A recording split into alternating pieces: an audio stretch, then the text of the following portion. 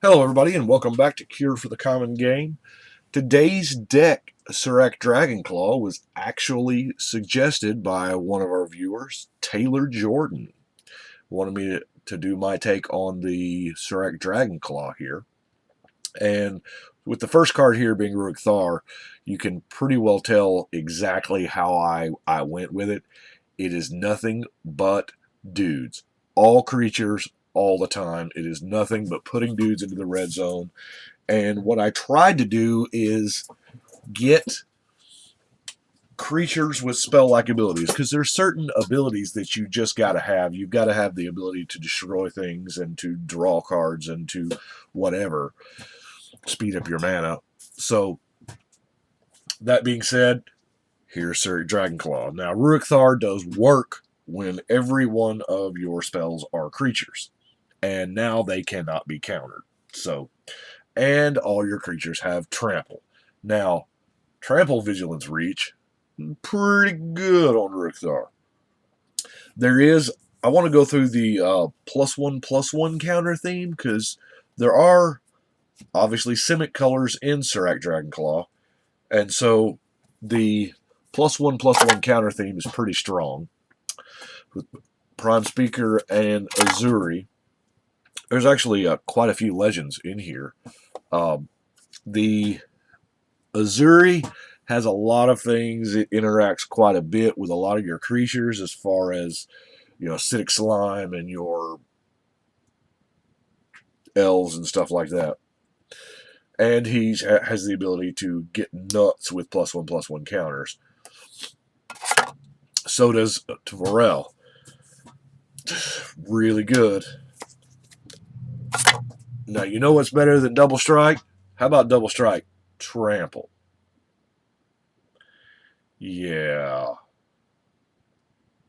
Savage Born's pretty good. Especially it keeps with the dudes and the good quality dudes and the +1/+1 counter theme. That, as I said, the +1 counter theme is not all the way through the deck. I'm just showing those cards first. Now, Gilder Baron, to double the amount of counters on. Now, the drawback here is you do have to get a way to get him tapped, which, the worst case scenario is attacking with him, and that's, as I said, that's worst case scenario, because he's a 1/3 odds are he's getting dead. So you're only going to do this once if you swing with him, or maybe you've got somebody who is boardless. But the other way to tap him is, of course, the No-Mate Shepherd. You can tap your 4 dudes and nuke something. That's kind of our drawing a card, getting a counter. This is decent. Couples well with removing a counter, drawing a card. Ulash the Hate Seed, pretty good. Of course, the Master Biomancer.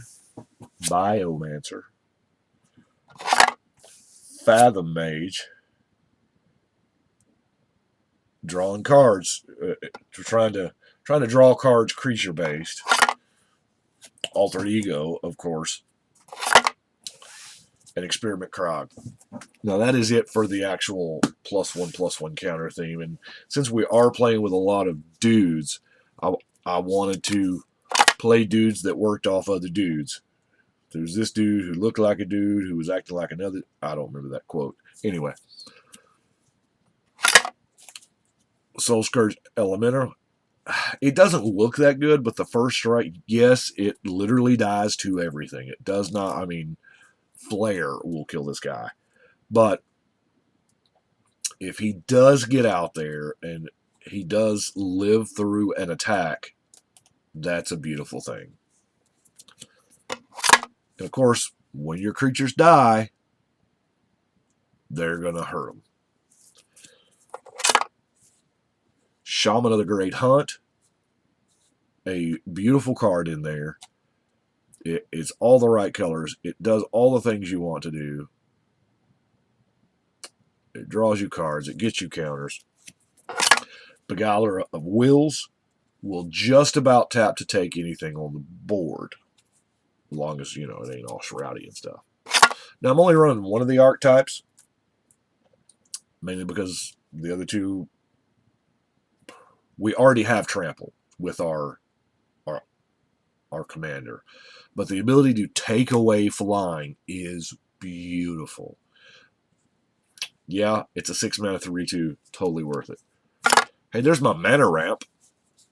That is my rampant growth. If you were not really rampant growth because coming to play untapped, but it's the creature version of mana ramp, just like the Bird of Paradise, and that's my Worn Power Stone.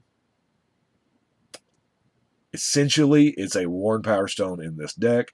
It's 3 mana. Worn Power Stone comes into play tapped. This guy comes into play sick. So, hey, it's a Worn Power Stone that dies to everything. Soul the Harvest. Draw a card when you play a dude. Wow. Sign of the Wild. Yeah, this card has seen like rare, uncommon, and now common. But 3 mana, in the right deck, it's worth it. In most decks, it's not. In this one, I think it will be.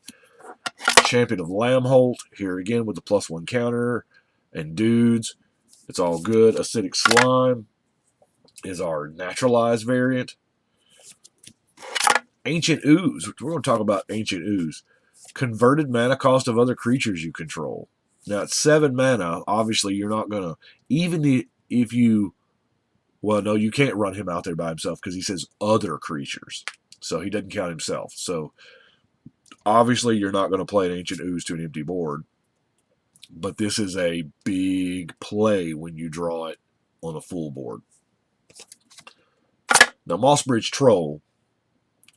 I'm playing with him just because I really like him. That auto regeneration, it just happens. Now, they used to hose regeneration a lot. A lot of cards say can't be regenerated. And then they realized, why are we hosing regenerate? Is it just that powerful? And then they were like, no. So they actually stopped using regenerate and stopped hosing regenerate. Now they're using like indestructible to end of turn effects. But this is really good. And the fact that you can, take 10 power and double it. So, I like it. Now, the Heartwood Storyteller is our card drawing engine. This guy I want to play on turn 3 every single game. I want to. It's not going to happen, but the amount of card draw that you can gain. Now, everybody is going to gain it because you're going to have the player who brainstorms and all that jazz. But that's why he lives so long, is because of the card draw that he gets everybody. We have this is a pretty heavy multicolor deck. Sage of the Anima. Reveal the top 3 cards of your library. Put all creature cards in your hand. The rest on the bottom. So the lands go to the bottom. Creatures go to the hand. Yeah. Mystic Snake is our counterspell. Edric. Encouraging that politics. Coiling Oracle. Mana ramp-ish. Speaking of mana ramp, the dude version of Mana Flare here.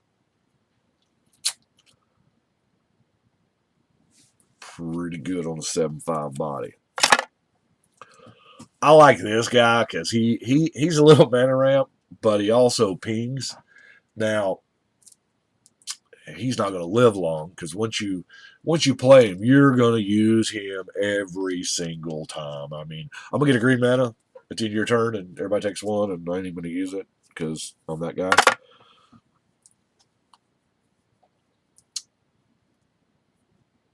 Creatures. That's pretty neat. The Guild Mage here. I mean, turn your dudes into lands. Yeah, that's all right. I would like it rather to be target land becomes a 4/4 creature, so you could in response, hose off somebody's land if they tries to wipe your board.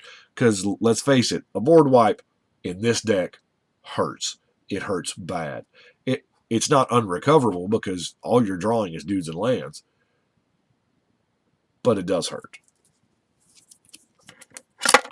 Intet. Suedo card draw. And it's a big fatty flyer. Rubble Hulk.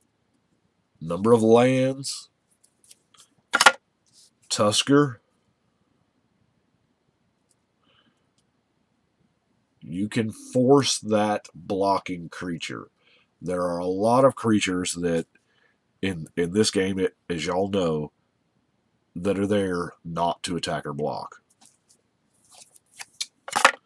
We have our Doomblade, or Murder, as it were. That's exactly what Wing Codal is to me. Flash Flying Death Touch.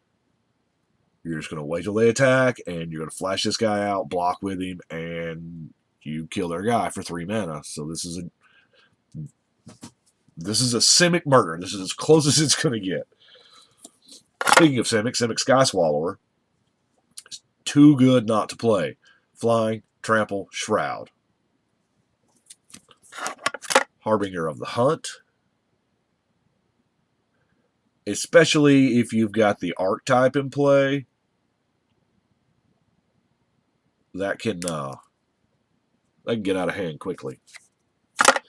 Captain Tickles.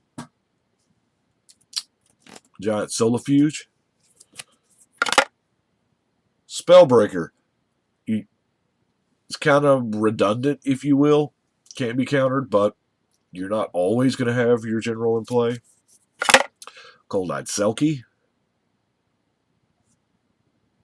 Draw that many cards. Now, with all of the +1/+1 counter interactions, Cold-Eyed Selkie gets a lot better. Elusive Crassus. Just flat out unblockable and evolve.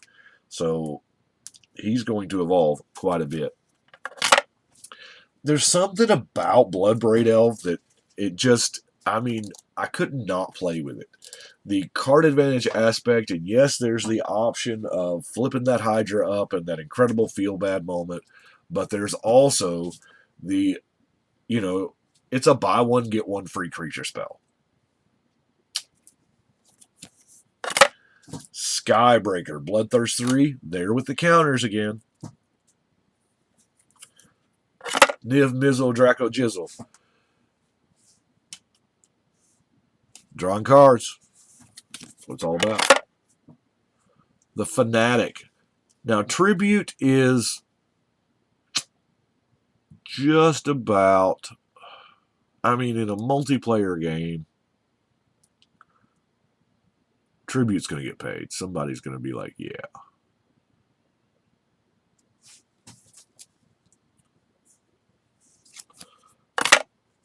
Feral Animist. Now, if you've got some mana and some cards, or counters rather, the +1 counters on this guy, man. And of course, as you see right here beside Surrak, having Trample, it doesn't take long for this guy to, because you activate it multiple times. You swing with it, obviously. They're going to block it because, smart Magic players do that. And then you're going to just dump mana. 2 becomes 4, 4 to 8. It multiplies like cells. The Kavu, equal number of red creatures and green creatures. Now, because we do have such a heavy multicolor theme here, he can get big in a hurry. Zendikar Incarnate, number of lands again. Veldalken Heretic. Deals damage, draw card. Progenitor Mimic. My favorite thing to Progenitor Mimic is a acidic slime, but that's just me. There are other things. We do have a lot of legendaries in here, so that doesn't really work that well. But This, I love Progenitor Mimic. There are a lot of cards that I actually couldn't play because I wanted to stick to this whole creatures only thing. We actually come up here at the local game shop where I lived. We come up with what we call, I've heard some people call it battleship, some people call it skirt or legions format, but it's dudes and lands. That's it.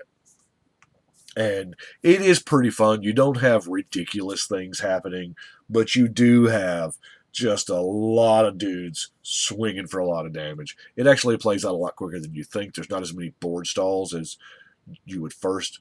But that is my Surrak Dragonclaw. Taylor, hope this is what you were looking for. Hope this helps you. Y'all let me know, and I appreciate you watching. But right now, it is time to shuffle and cut.